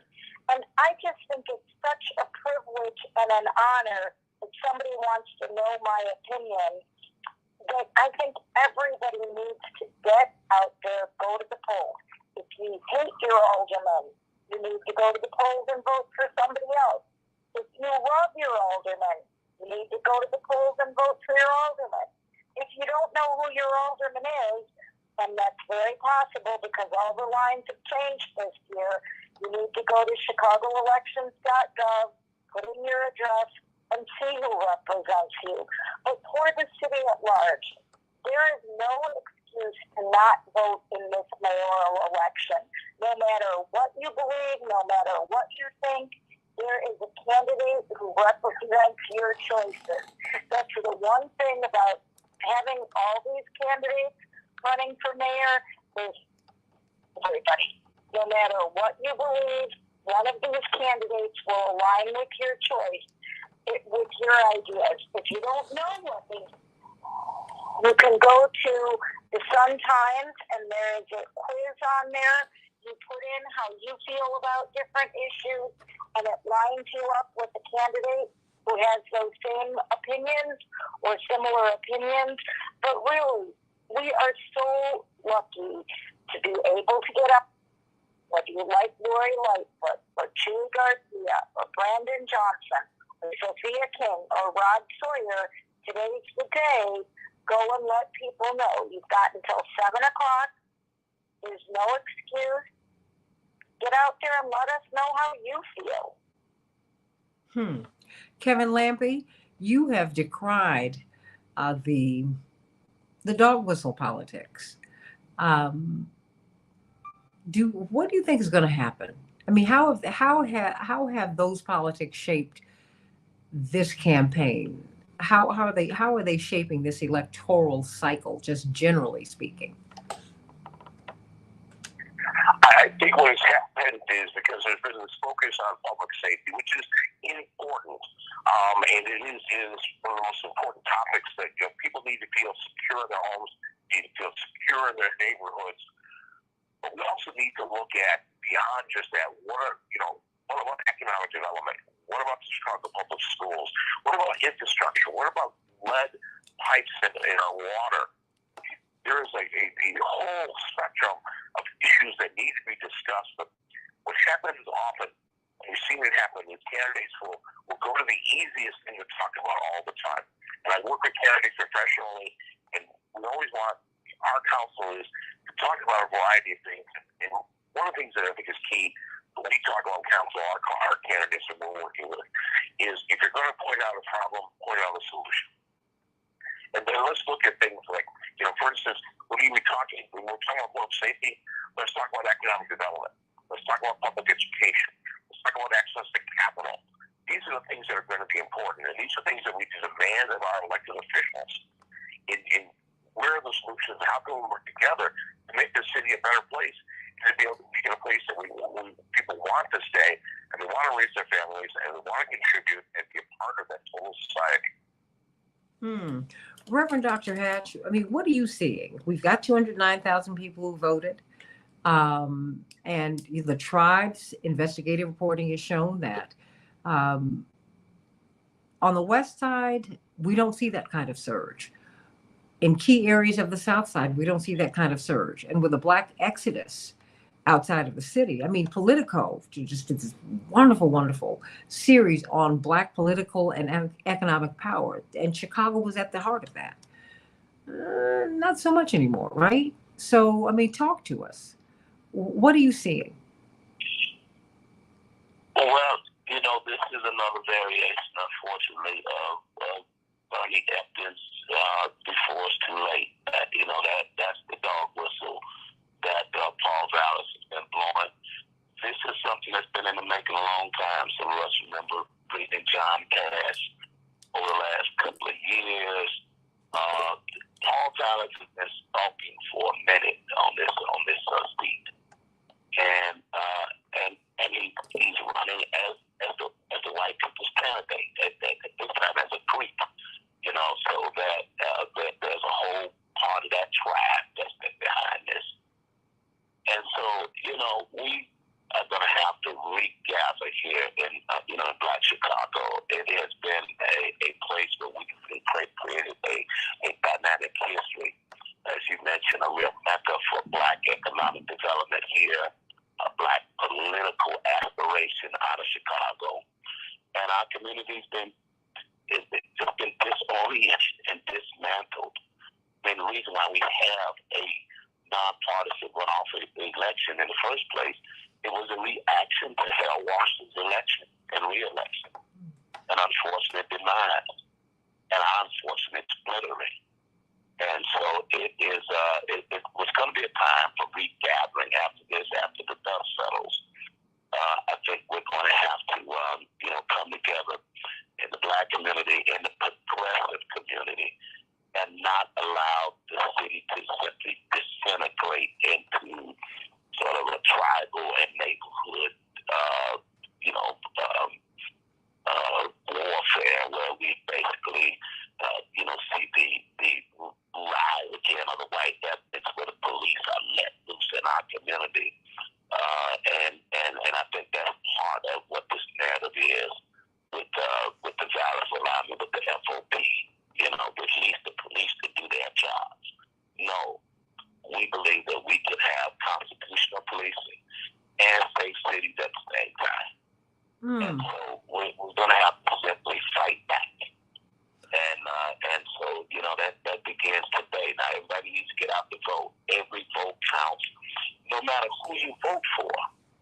Because every vote, the more votes there are, the less likely it'll be that somebody will get 50.1% or 50 plus 1% of the vote. And therefore we get a runoff and a closer look at these candidates and a closer scrutiny. I was interviewed yesterday by the New York Times, so they're looking at Paul Vallis and they're expecting him to make the runoff. And a closer look, I I chaired the board of Chicago State when Paul Vallis was sent over there by Governor Rauner's education liaison, Beth Purvis, and got a chance to see him up close as Wilson has as well. And so we're going to have another shot at this and another opportunity for the city to say that we're not going back with our fears, but we're going forward with our aspirations of one city. And I think it's important to make the point that having Black people, women, people of color move into these offices is not about their color. It's about how they've experienced America and the world. And when you've experienced America from the bottom up and you remember that and you treasure that, then you want to ensure that everyone will be able to enjoy the opportunities that exist in this country. And, because that to me is the point, because you can have Black tyrants, you can have tyrants in every iteration. That's not what I'm signing up for. I'm talking about having someone in office who is going to take, what is it, Reverend Jackson says, who's going to look at the world from the manger up, not the mansion down. Let me go to Ted from Bensonville. Ted, what's on your mind? Hey, good morning, everybody. I appreciate the show, listening to you. I want to say that I don't live in the city, but I was actually born in Chicago. Everybody's proud of that. You're a Chicagoan. Come on, don't leave us now, Ted. Well, it wasn't my choice. My parents when I was a little guy, but I was born in the city. But in any event, guys, when you talk about dog whistle, there's no dog whistle to these scenes that they show on the news where streets have been taken over in the city. People are doing wheelies, burning out. Everybody's standing around in a group, laughing at it, having a good time. This is in a major city street at night in Chicago. It makes it look like to everybody that, if people don't want to obey the law, they can take over and there's nothing really anybody can do. Sometimes there's even police cars on the periphery, observing. I'm not imagining that nobody's shooting each other, but they have to let this thing go on. I guess, what is it, street drag racing, street messing with the street with your cars, but it's a whole bunch of people, and it really does give the impression that, that there is no law and order. That, hey, if we want, we could take over the streets and have a drag race and just disrupt whatever we want. And that's how Paul Vallis comes to the foreground when you see scenes like that. Oh, now, Eric, just stay right there, Ted. Now, Eric, if I'm not going to tolerate this from Thomas, I'm not going to tolerate it from you. I don't care what color you are. We're not going to use this rude, vile language about anybody here. So now you need to apologize, or I invite your leave as well. We're just not going to do that here. If you want to do that, you just find another show. I don't run that kind of operation here. My whole point, the only reason I accepted this job was to lift people up. Okay? So when you say offer an N-word, a Cadillac, and just stop it. Stop. Now, either you have something positive and constructive to offer this, to bring to this conversation, or just please stay out. Stay out. I don't want any more poison. I don't want it here. But you know what? I have to tell you, I don't see drag races. Now, mind you, I live in a very stable community, but I don't see all this wilding out Chicago that everybody's talking about. It's not everywhere. And we act as if we don't have crime in the white community, and we're not looking at where it's coming from, Ted. I mean, at all. Because you know what? If you notice, you don't have drug busts on college campuses. And God knows you have drugs. Oh my gosh. All of us went to college, and we can all attest to that. Are you calling cannabis a drug? Are you calling cannabis a drug? Yeah, back in the day when I was in college 1,000 years ago, absolutely it was, and it still is. And it's being regulated. Are you picking your freedom battles? No. I'm not picking them. I'm saying that I didn't even mention cannabis. I mean, because it's not just cannabis that people do on college campuses. Well, that's the one that they do coke, and they do everything, Ted. They do it all. But you don't have drug busts on college campuses. You have them in the Black and brown communities where these white kids come and buy their drugs. How about that? I got 1 minute for you to respond. Two different things. Cannabis has been another battle people had to fight their whole life to not be a criminal for being smart enough that you said over drinking. But I wasn't. Look, my point, Ted, was simply this: we've criminalized marijuana for a long time, and then we still have people in jail right now for having possessed it. Yeah, and then you have little white kids out west who are able to make money from it, and then black folks black people. No, of course I'm bringing up race, Ted, because race and racism is at the center of American life. Avoiding it is not going to change anything. I'm not that one. Yeah, I'm not making it about race. I didn't invent racism. Somebody else did that. I didn't racialize slavery. Somebody else did that. Stop. Don't put this on me. I'm fighting racism. Somebody else is upholding it. Back with more of the Santita Jackson Show in just a minute.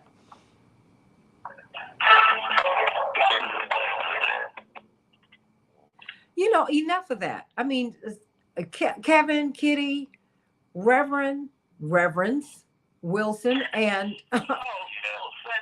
yes.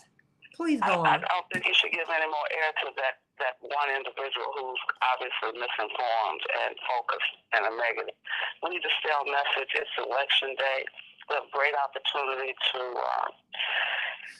make a difference in spite of the number of candidates and the number of issues that we face. It is important that everyone vote. I mean, the mail-in ballots are going to be a factor in knowing when the winner will be announced. But I think our goal is, Reverend Hatch said, we got to push people out to the polls. A significant number have yet not voted. So we have an opportunity to voice our choice. Oh, I agree with that. No, you know what? I absolutely agree with that. But as what I do with people like that, first of all, that narrative is what's driving this law and order discussion. And some of these people, I feel, as a host of this show, I got to take them on. Don't play with me. Don't come for me. We all went. I'm not going to give him an over amount. I'm not going to over-index their time. But to act as if we handle drugs the same way all over town. You know, the thing is, even with so-called cannabis, okay, you can do it any place but on LaSalle Street. The mayor said, "No, you aren't going to do it there. While we're making money." So it makes me go, "Wait a minute. Why are y'all bringing drugs to everybody? You're numbing everybody out. What is that about?" It's just a thought. Just a thought. I'm glad you challenged him because that is this so-called playing the race card. Yeah, we were born into the social construct of race that we didn't construct. Didn't construct it. And you know what? And I'm the only person, Pastor Hatch, Black people of color can in a generation or two become white. Black people can never become white. Kitty and Kevin. I'm not leaving anyone out of this discussion. Yes, Jewel? Ms. Jackson, we're going to need the guests to drop so we can get ready for the next segment. Okay, okay, wait. I know Jeanette, because we're going to have Reverend, because we want. No.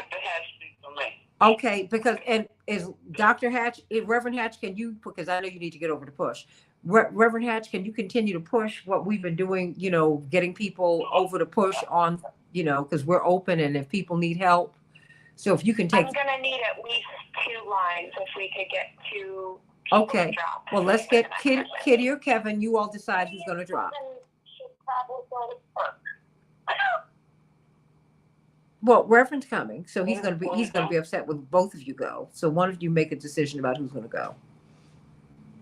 Because we're gonna have Miss Walden on, just so that you know, from the tribe. If you need my line, no, I need you to pick up where Jeanette left off. I mean, okay. You used to be head of religious affairs. You know what we do.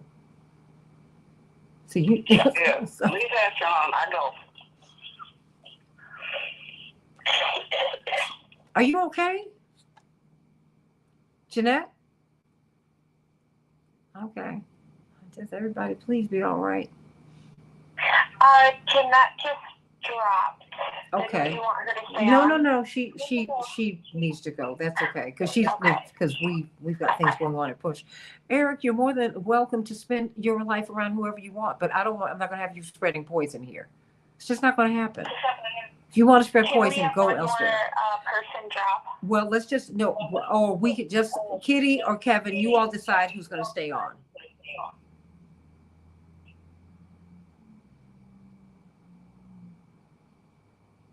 Okay, Kevin says I should stay on. Okay. Santita, so I'm here. Okay, very good. So we're going to bring on Reverend and Miss Walden. Thank you. And you all know we're coming down your way to vote. So that's why I'm running. As soon as I get off the air. Ooh, ooh, ooh.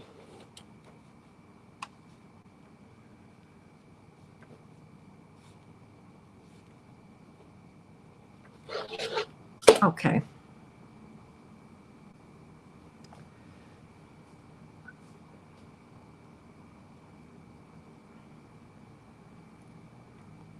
Okay, do we still have anybody there?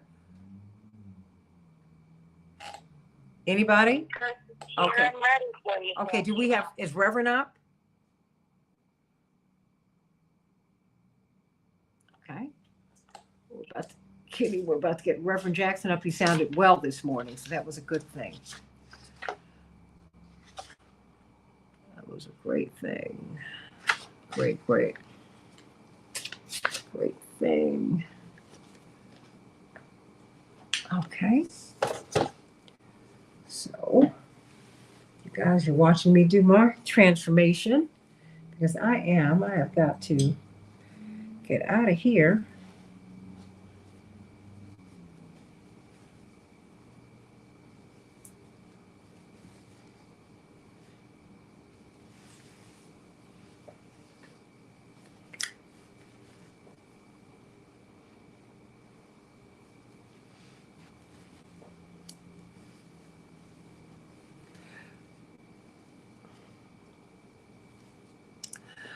Okay, do we have Ms. Walden? Do we have Reverend? Which way okay.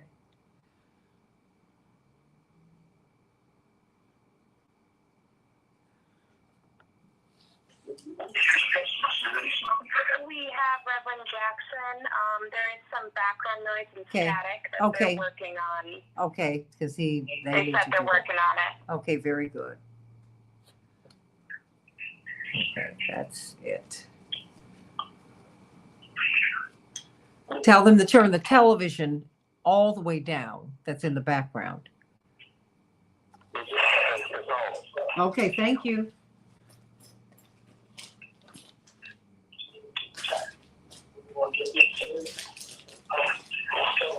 Okay, and Reverend, be mindful of the fact that we can hear everything in the background. So please have everyone be quiet while you're on doing this interview. Okay? Okay, ma'am. Thank you.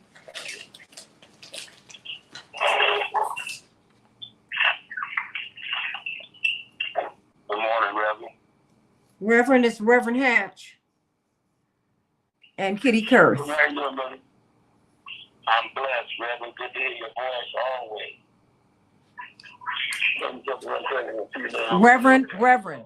Reverend, you sound distorted. It sounds staticky. We have about 15 seconds. Okay, let me speak with him. Hold on, Jewel. Yep. Just give me about 15 more seconds. Let me get Reverend. Reverend? Yes. You sound staticky and you sound like you're in a tunnel. No, I'm not in tunnel. Well, I don't know where you are in. We have another minute. Okay, I don't know where you are right now. We need to get you in a place where we can hear you clearly, Reverend. Can you hear me clearly now? It's not as good as I need it, but it's better. Keep speaking, Reverend. No, Reverend. It sounds like you're in a tunnel. Your mom's phone is right here. No, use that phone. Okay, let me send you this number. No, hang up, Reverend. Let me send you this number, Jewel. Okay? Hang up. Jewel, I'm going to send you this. Do we need more time? Yeah, I'm going to send you the number where you need to call, Reverend, okay? Okay. We always go through this. He knows that her phone is the best one. We have another minute. Okay, thank you. I'm sending. We have Miss Chappelle up. Okay, thank you. Well, do we have Chappelle, it'll be real quick, 30 seconds. Give me a quick in and out. Do we have Ms. Walden up? Not yet. Okay. I will be calling her as soon as Ms. Chappelle Okay, drops. Chappelle, I need you to do this very quickly, okay? Because we're moving real fast this morning. All right? Yes. Okay, thanks so much. All right.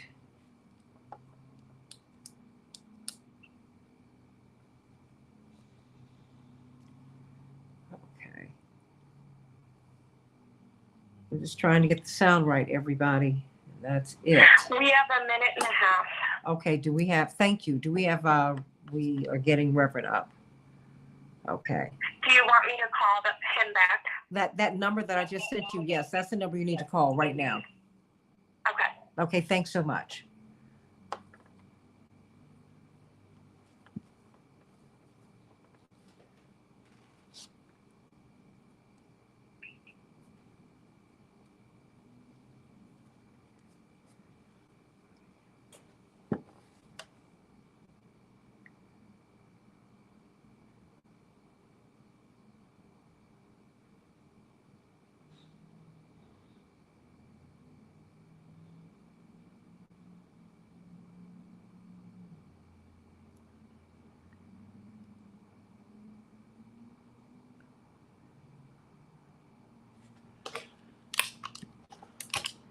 All right, we have him up. Okay, let's hear him. Much better. Okay, it does. That's why he has to stay on that phone. Reverend?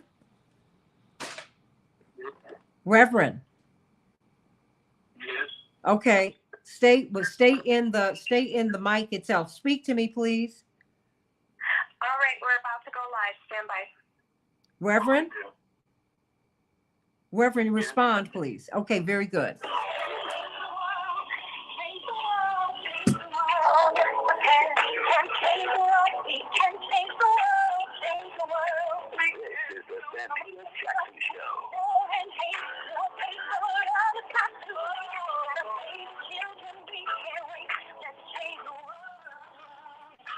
Hey, everybody. Welcome to the Santita Jackson Show on WCPT 820, the nation's largest progressive talk radio station, and AM 950 radio, the voice of progressive Minnesota. We are going to be giving you wall-to-wall coverage all day here on WCPT, the nation's largest progressive talk radio station, really looking at one of or some of the most consequential urban races in the world. Who will become the next mayor of Chicago? We're going to get one step closer, at least tonight, to finding out. And who's going to occupy these police boards all over the city? Got to find out about that and find out exactly what they do. What about these 15 open aldermanic seats? Who will be in the new city council, the newly comprised and composed city council? Of course, Kitty Kurth stayed with us, brilliant political strategist, crisis manager. There's so much that she has done all over the world. We've got Reverend Dr. Marshall Hatch, who is the pastor of the New Mount Pilgrim Baptist Church on the west side of Chicago, but he was also the religious affairs director for Rainbow Push, and you never ever leave Reverend's, we never leave his orbit, even when we don't formally work for him anymore, Pastor Hatch. We're going to have Tina Walden on from the Tribe, the co-editor and co-founder. I mean, she is the editor-in-chief and the co-founder of the Tribe. And we have as our special guest today, someone who really has changed Chicago as we know it. When, as a matter of course, we see top tier people of color, women running for office. No one can lay greater claim to making that happen than Reverend Jesse Jackson. We're so honored that he's with us today. As we go to Reverend Jackson and pivot to him today, and remind people, Reverend Hatch, that we are open at Rainbow Push now. If you need any help getting to the polls, at the polls, we are there for you. 773 Freedom. Chaparral, you've got an event at the beginning of March. Very quickly. Yeah, we're having a Courtney Copeland Memorial Foundation Gala that's on the Friday.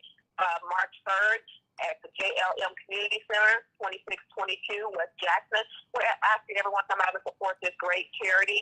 We're raising money for our college scholarship fund.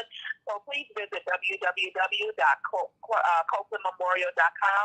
That's www.copelandmemorial.com. Thank you so much, Santita. Fantastic. Reverend Jackson, we have got 209,000 people plus who have voted already as of yesterday. That's more than double than those who had voted in the lead up to the final day of voting 4 years ago.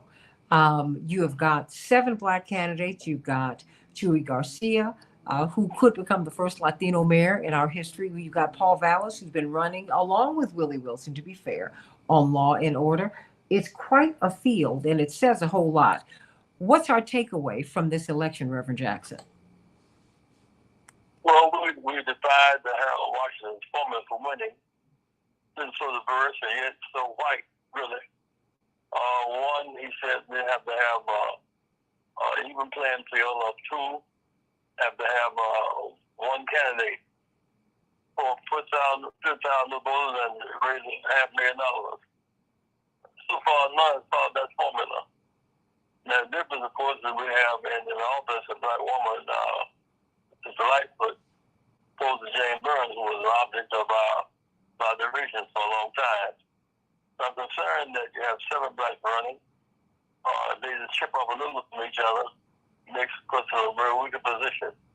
Actually, I'm going to talk about later today about what we must do to, again, to stop having this travesty again.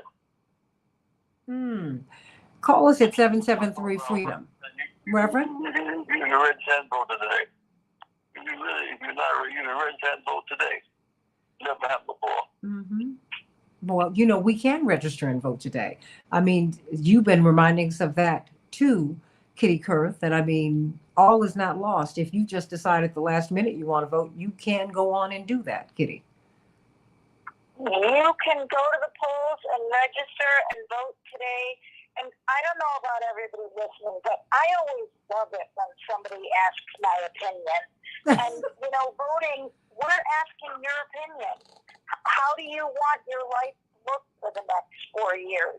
What do you want to be going on in your schools and in your community for the next 4 years? If you care about what happens when you get up every morning, you should care enough to go to the polls today. You can register and vote. If you don't know where you're supposed to go to chicagoelections.gov, put in your address. It'll tell you who you can vote for. It'll tell you where to go to the polls to vote. Like Reverend Jackson said, you can go and register right on site today. There's really no excuse. And I like it so much when people ask me my opinion. I can't imagine not wanting to go to the polls and give your opinion. Everybody, before we bring on Tiffany Walden, Pastor Hatch, you've been at Rainbow Push every election day. We are always, we open up early. We open up with the polls just to make sure that people have their needs met. Can you speak to that? It's and Dracula, and then freedom is what you dial. It is always, as every year, Rainbow Push, a real get out the vote election central. And as Reverend Jackson has said, this is one of the most accessible voting states in the country. You can register and vote today. And if you have any problem or any question, you can call Rainbow Push with freedom on your telephone. And so this is the day. We got plenty of time to do a postmortem after today. But for now, you have an opportunity to participate in this crucial election that will determine the direction of the city you live in. Well, you know, Reverend Jackson, some of the best reporting we've had on what's happening in Chicago. And indeed, Kitty Kurth, you have a lot of admiration for the tribe. We all do. Reverend has a lot of admiration. The tribe. Well, we have got their co-founder and editor-in-chief with us today. We're so excited to have you, Tiffany Walden. Tiffany, just giving you some runway. we are looking at 209,000 people who have voted already. And yet your reporting from on the tribe has shown that you have not seen this surge, at least as of last week, a surge of voting in key areas on the west side, key Black areas on the west side, key Black areas on the south side. Speak to that. Who's voting? Thank you so much for having me on. Yes, even as of last night, when you look at the map of who's voting in what ward, there's a ward on the southwest side, the 19th ward, that encompasses Beverly and Mount Greenwood. They're coming out to vote in masses. They have one of the highest voter turnouts right now. There's also another ward on the northwest side in the 41st ward around where O'Hare Airport is.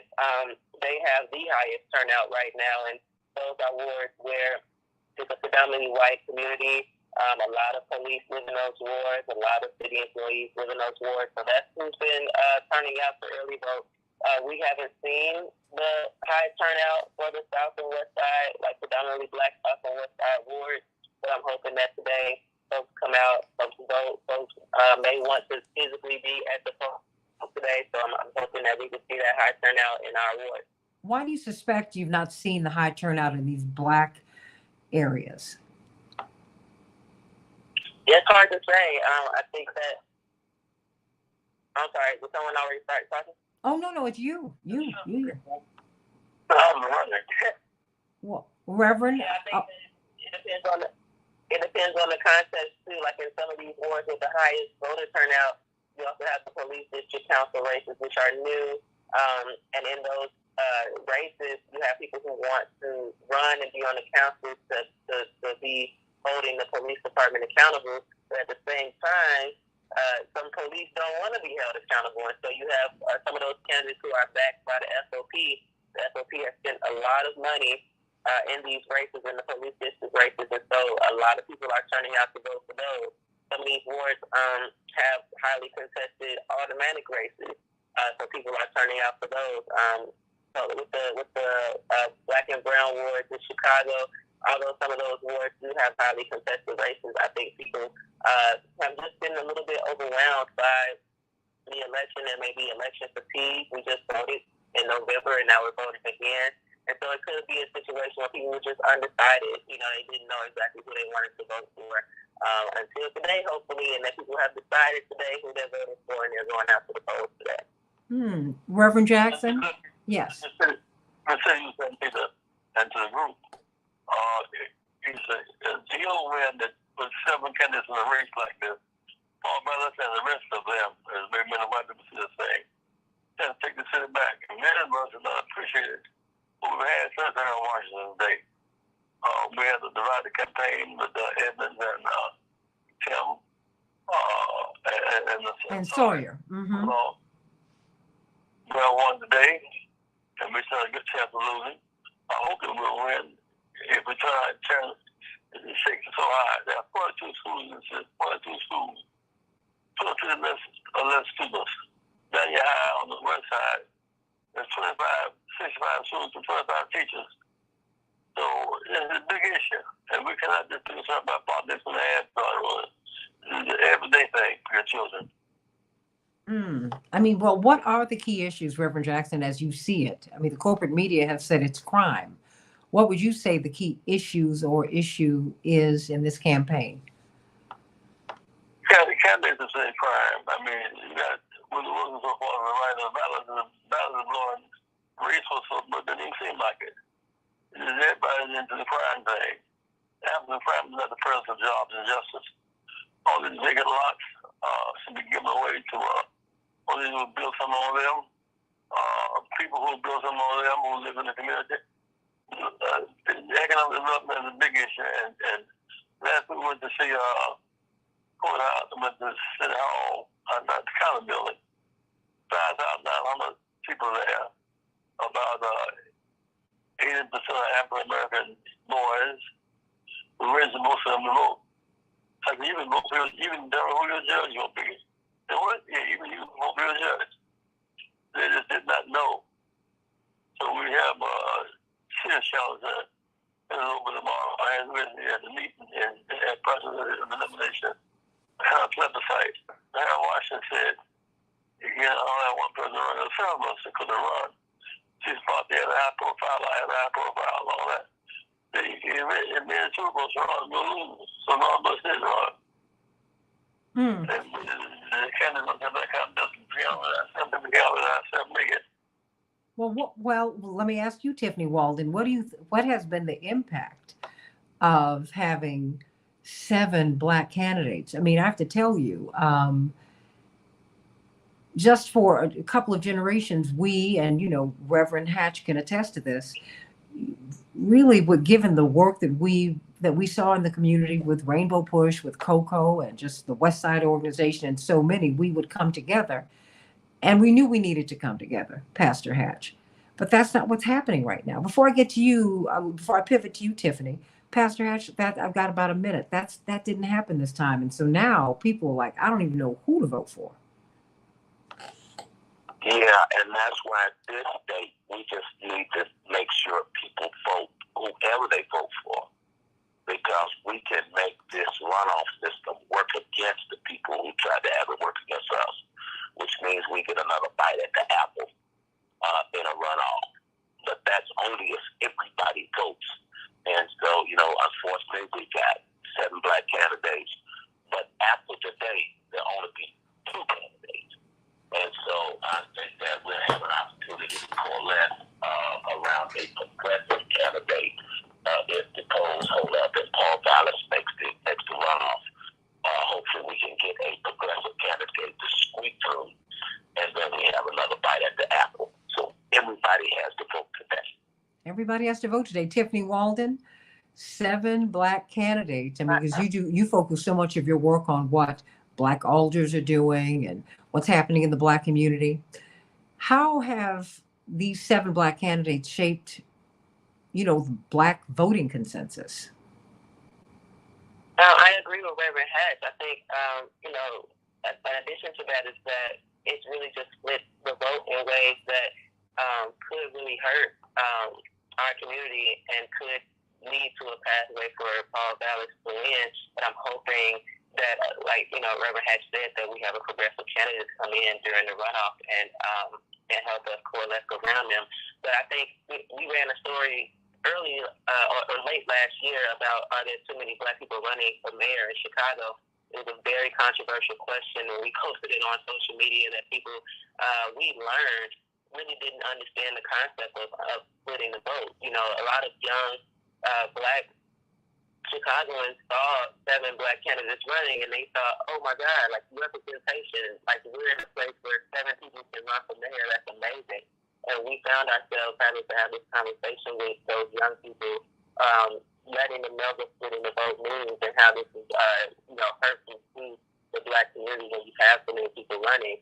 And it was a very interesting conversation to have, and I think that we think that everyone knows and understands how politics works, and we kind of assume that everyone knows and understands how voting works. But sometimes we have to take that step back and realize that people don't. And so a lot of our work has been educating folks on, you know, what it means to have 7 Black people running in this race, and how we have to strategize around voting for the person who has the best chance to win. 7 Black candidates. So Reverend Jackson, the last minute belongs to you. Reverend, the last minute belongs to you. I said about 5 are running, 2 are tipping. And 2 are running, 5 are tipping. It seems that there's a contest between Blackford and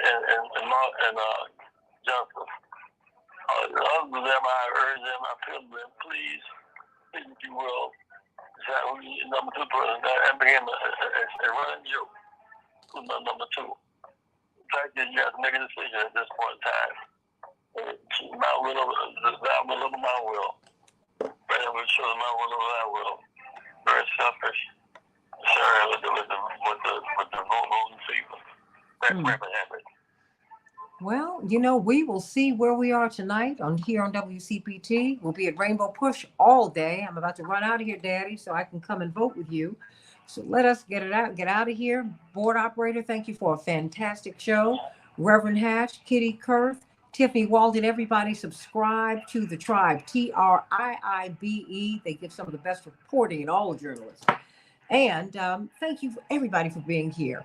Get out and vote, everybody. Get out and vote. Don't let the minority make a majority decision. I love you. Can't wait to see you tonight and speak with you tonight on WCPT as we give you wall-to-wall coverage. And call 773-FREEDOM if you need any help. Rainbow Push. Love you, everybody. God bless you. See you tonight and tomorrow. Reverend, I'm going to go so I can meet you downtown, okay? I am. But I got to go now. Love you. Pastor Hatch, Kitty Kurth, love you all. Tiffany Walden. Oh, thank you. And thank you all. Go vote. Go vote. Go vote, everybody. Love you. My favorite day of the year. Bye, everybody. Love you. Bye, everybody.